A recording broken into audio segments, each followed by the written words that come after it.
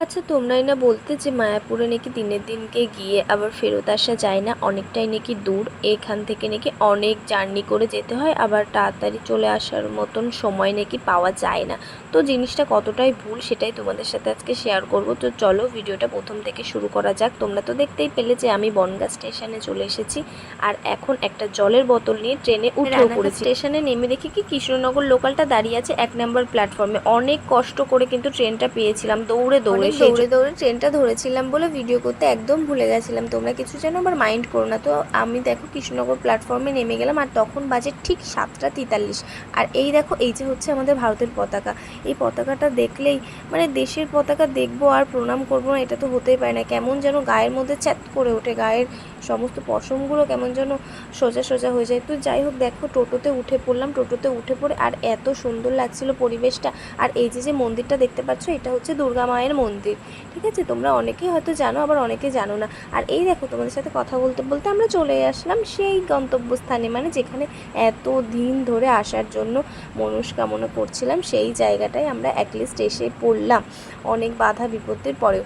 তো দেখো, এসেই আমরা ফার্স্টে এখান থেকে কুপন কেটে নিয়েছিলাম, মানে 80 টাকা করে যে থালি, মানে ভাতের থালি দুপুরে খাওয়ার জন্য। আর এতটাই রৌদ্র ছিল যে আমরা একটু করে হোটেলে গিয়ে আবার ব্যাকে চলে এসেছিলাম মন্দিরের ভেতরে পুজো দেব বলে। আর ঢোকার আগেই কিন্তু ফোন আর জুতো দুটোই কিন্তু জমা দিয়ে রাখতে হবে। এখানে কিন্তু দেখাচ্ছে যে বিনামূল্যে, কিন্তু আদতে কিন্তু বিনামূল্যে না। আর এই দেখো, আমাদের পুজোও দেওয়া হয়ে গেছিলো, আর সাথে প্রসাদও আমাদের দিয়ে দিয়েছিল।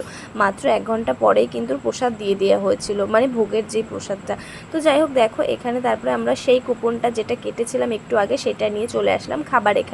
এখানে কিন্তু প্রচুর ভিড় ছিল, মানে অনেক ভক্তবৃন্দরা এসে এখানে কিন্তু খাবার খেয়ে থাকেন।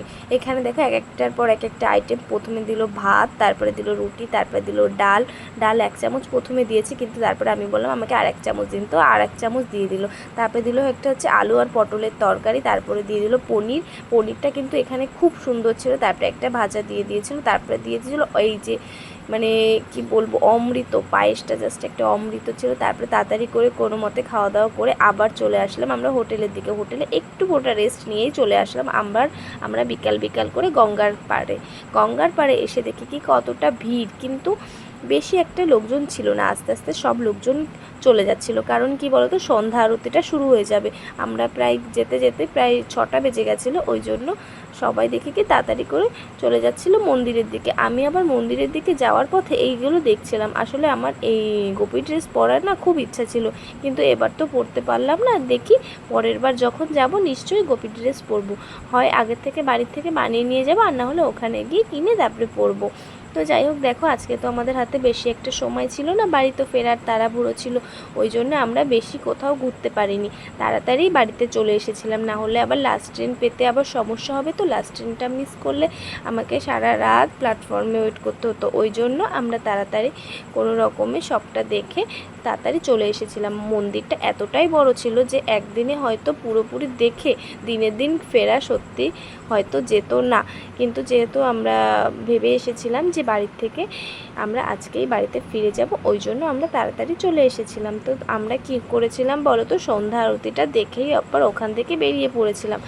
আর কৃষ্ণনগর স্টেশন থেকে একদম ডিরেক্ট রানাঘাট ভায়া হয়ে হচ্ছে শিয়ালদা লোকাল আসে। ওটা হচ্ছে 9টা 25-এ সম্ভবত আমরা যেই ট্রেনটা উঠেছিলাম সেটা হচ্ছে 9টা 25-এ। তো যাই হোক, এর আগে প্রচুর ট্রেন আছে, তোমরা ট্রেন টেবিলটা দেখে তারপরে দেখো এখানে কি সুন্দর কীর্তন করা হচ্ছে।